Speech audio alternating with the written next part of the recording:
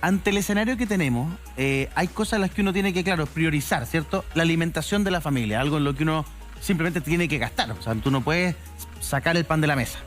Pero hay otros ítems que muchas veces se prejuzga mucho, o sea, la entretención la miran un poquito a huevo, como que la entretención no fuera parte de la salud mental, lo que uno necesita para vivir bien.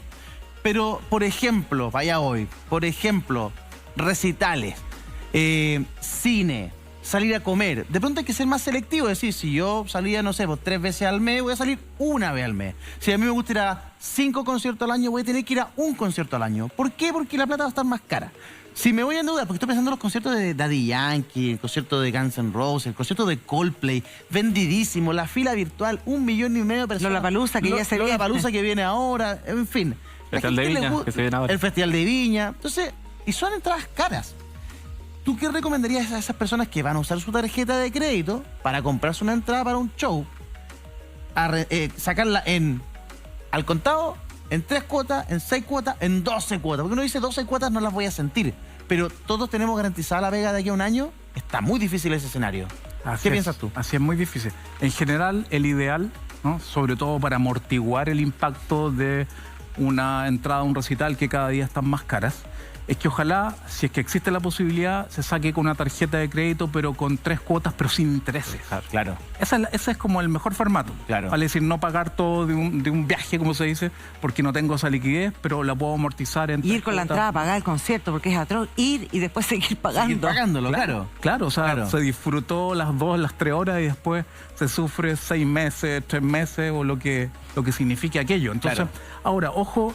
Yo he escuchado mucho y sin duda ha ocurrido, ¿no? Lo que tú dices es un hecho concreto, pero habría que ver bien quiénes son el perfil de personas que están accediendo a estos recitales caros, ¿no? Yo creo que hay un segmento importante de la población que no está pudiendo acceder a esos recitales, ¿no? Claro. Que es imposible y tampoco tiene el plástico para acceder, y quizás aquellos que no cuentan con los ingresos están accediendo, se están metiendo en un problema enorme. Pero la pregunta es la siguiente: después de todo lo que se ha vivido, ¿no?, ¿quién le puede decir a otra persona, usted postérguese un año, no salga, no disfrute nada? Claro, no disfrute nada, porque de alguna manera hay que la vida, y después hay que de haber estado compensarla. encerrado tanto tiempo. Por supuesto. Sí, ¿no? Por supuesto. Sí, totalmente. Ahora, esto respecto de lo que está pasando en la contingencia económica. Sí. Pero si pensamos en el futuro, las pensiones, también hay noticias relativamente, porque la verdad es que el gobierno viene anunciando que va a presentar un proyecto de pensiones en nuestro país, que va a haber un cambio respecto del sistema, pero lo que se esperaba que fuera rápido, al comienzo del gobierno, se ha ido dilatando. No lo han presentado, están negociando. La moneda ha señalado que tiene que haber agua en la piscina para aquello, que están negociando los términos para que esto llegue más o menos ordenado al Congreso. ¿En qué está el proyecto de pensiones, diputado? Adelántenos un poco, por favor. Ahora está en la oficina del ministro de Hacienda. No, ¿sabes la verdad? Yo, desde afuera, un humilde consejo al ministro de Hacienda, yo lo presentaría. Porque es... ¿No lo presentarías? No, yo lo presentaría. Ah, ok. Yo lo presentaría porque es imposible, con la composición del actual Congreso, que haya acuerdo antes. Es imposible. Hoy día en la Cámara de Diputados debes tener 15 partidos distintos. Claro. El Senado está empate, entonces con un acuerdo no vas a llegar. Porque, por ejemplo, Partido de la Gente quiere que haya un autopréstamo. Después hay otro partido que quiere que tú tengas la posibilidad de que un 20% de tu ahorro tú lo puedas destinar para comprar una casa. Que haya un porcentaje para alguna enfermedad que no sea terminal, que sea catastrófica, qué sé yo. O sea, hay tantas opiniones. Pero, diputado, distintas. Presentándolo con este Congreso actual y con esta composición, ¿se va a llegar a acuerdos dentro? Es que yo creo que la única posibilidad es presentándolo. Porque si tú conversas con los que están en la Comisión de Trabajo, por ejemplo, con los que están en la Comisión de Hacienda, son 13 diputados por comisión, pero no están todos los partidos representados. Claro. Entonces, Cuando aparezca realmente... yo lo ingresaría por el Senado, donde hay empate, digamos, y después por la Cámara de Diputados. Perfecto. Pero hoy día, ¿qué es lo que hay? Más o menos general. El típico 10%, que en un principio iba a ir a un órgano público. Hoy día, al parecer, habría alguna elección de donde uno quiere destinar estos fondos.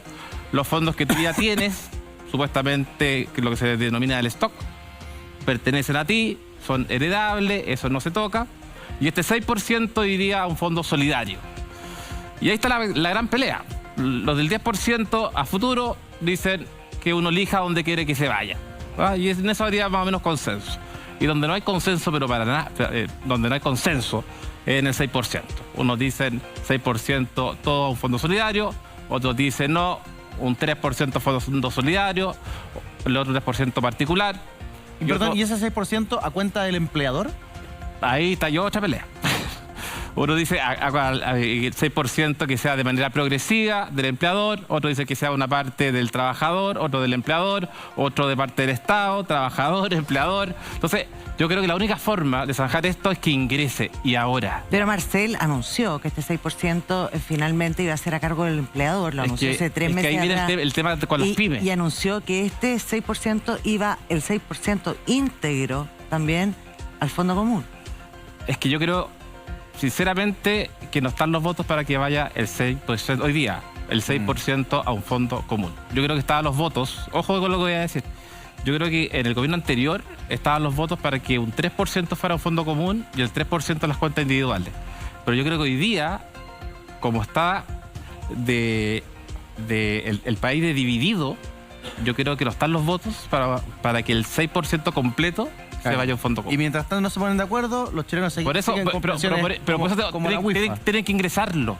Claro. Es la única Ok, forma ya. que se sientan presionados. Ese es el consejo gratis a esta hora de la tarde del diputado Celi Ingrésenlo. para el Ejecutivo. Ingrésenlo y pónganle discusión inmediata.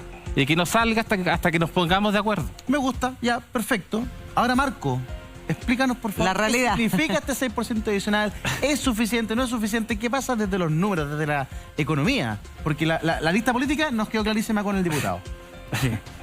A ver, lo primero es que yo creo que en general hay un problema importante para el sistema político en su conjunto, y es que tiene que demostrarle al país que las pensiones van a aumentar, y no marginalmente, sino que van a aumentar de manera importante, ¿no? Y hay 2 herramientas para que las pensiones aumenten ahora de manera importante. Estoy pensando en todo el stock de pensionados. Tenemos actualmente 1 millón de personas pensionadas solo por vejez en el sistema privado. Solo por vejez en el sistema privado 1 millón. Si le agregamos sobrevivencia, invalidez, el antiguo sistema público, ahí llegamos a más de 2 millones de pensiones, Ya. ¿no? Entonces, ¿cuáles son los 2 elementos que existen actualmente? ¿No? Mejorar las pensiones vía impuestos generales. Y ahí en el gobierno anterior, al final del gobierno anterior, se creó la famosa Pensión Garantizada Universal, la PGU. La PGU es una especie de piso base que en el gobierno anterior se diseñó para que llegara a cerca del 90% de la población, que ha tenido enormes problemas administrativos, ¿no? Y yo creo que con suerte hoy día va a llegar al 70% si no se solucionan esos problemas ¿Y de cuánto administrativos. es esa Y que pensión? actualmente está en 193.917 pesos. Poco. Y se reajusta todos los febreros de cada año por el IPC acumulado. Perfecto. ¿no? Y la idea es que llegue a 2.50 con el gobierno de Boric. Exactamente. Yo creo que ese valor por la inflación ya está un poquito desfasado, Claro. ¿no? Porque si al final del gobierno de Boric recién llegamos a 50, creo que ahí hay que hacer un esfuerzo adicional. Lo que se propone en este gobierno es que esta PGU realmente sea PGU, universal, y que llegue al 100% de la población, lo cual es debatible. Uno esperaría que a lo mejor... Pero el 100% persona- de la población significa que si yo trabajé toda mi vida y tengo una pensión buena de 1.100.000 pesos, nadie la tiene, pero ya, pongamos 8. Un 2% que tiene... Ya, bueno, pero 1.100.000 también me llegaría. Sí, pero... Me llegaría aunque yo tuviera otra pensión así de alta. Pero te llegaría menos. Claro, pero en el diseño de la PGU del gobierno anterior había una restricción para quienes tenían una pensión, por ejemplo, entre 660.000 y 1.050.000 pesos, la pensión iba bajando. Ah, ya. Entonces, en vez del valor completo, iba bajando 90% Perfecto. ese valor. Y después del 1.050.000, ahí no se recibía. ¿Ustedes creen que debe ser para todos? Es que ahí hay una discusión, porque el gobierno actual plantea que sea universal y por tanto desaparecería esa restricción. Desde mi punto de vista, ¿no? Esto se legisló muy rápido, ¿no? En poquitas semanas. La dado lo de 2 eso. semanas antes de... Exactamente. Nosotros proponíamos, y lo propusimos en la Comisión de Trabajo del Senado, que en vez de haber creado esta PGU, pero esta historia sobre algo que no sucedió, era mucho mejor fortalecer el pilar solidario y subir la pensión básica solidaria a 250 con la misma plata. Entonces, no llegaban los 193.000 alguien que tenía una pensión alta, pero sí mejorábamos las pensiones bajas de manera mucho más rápida. Exacto. Quizás todavía hay alguna posibilidad, pero lo veo difícil porque esto ya es ley. Mecanismo 1, entonces, impuesto a través de la pensión general universal. Universal, ¿Cierto? ¿no? Pensión garantizada universal. Exactamente. Método 2. El método 2 es el ahorro o el fondo común o el ahorro solidario, ¿no? Si es que efectivamente queremos mejorar las pensiones ahora, ¿no? Porque llevar más dinero a la cuenta individual es una promesa que no necesariamente significa que las pensiones van a mejorar. Si yo, por ejemplo, llevo la cotización de 10, que es lo que va a cuenta individual, a 13, no significa que van a mejorar las pensiones en 30% en 40 años más para alguien que cotizó íntegramente 13, porque si las tasas de rentabilidad vienen bajando, pueden servir solo para compensar la caída en rentabilidad. Ya se dieron cuenta que la promesa original no se pudo cumplir, entonces ¿para qué vamos a repetir la canción? Entonces, el componente de ahorro solidario es el que permite mejorar las pensiones actuales, ¿no? De hecho, esto fue demostrado en el gobierno de Sebastián Piñera, porque el proyecto original no incluía el ahorro solidario, pero después del estallido social se incorporaron este 3%, que en realidad era 2,8%, porque 0,2% había un seguro de dependencia. Sí. Y con ese ahorro solidario, el proyecto de ley del expresidente Piñera demostraba que las pensiones de las mujeres, que al menos cumplían 8 años cotizados, mejoraban en casi 90.000 pesos, ¿no? Que no es poco. No. Y que las pensiones de los hombres podían mejorar al día de hoy cerca de 70.000 pesos, 2 UF y 2,7 UF. Con lo que propone el gobierno actual, si lleva más puntos al ahorro solidario, podría mejorar más las pensiones. Entonces, ¿cuál es el mensaje de nuestro punto de vista? En general, los sistemas de pensiones en el mundo son variados, pero cuesta ver un país en el mundo que prescinda de este componente. Claro. O sea, que no tenga el componente de seguridad social contributiva, no con impuestos generales, que es la base, ¿no? Sino contributiva.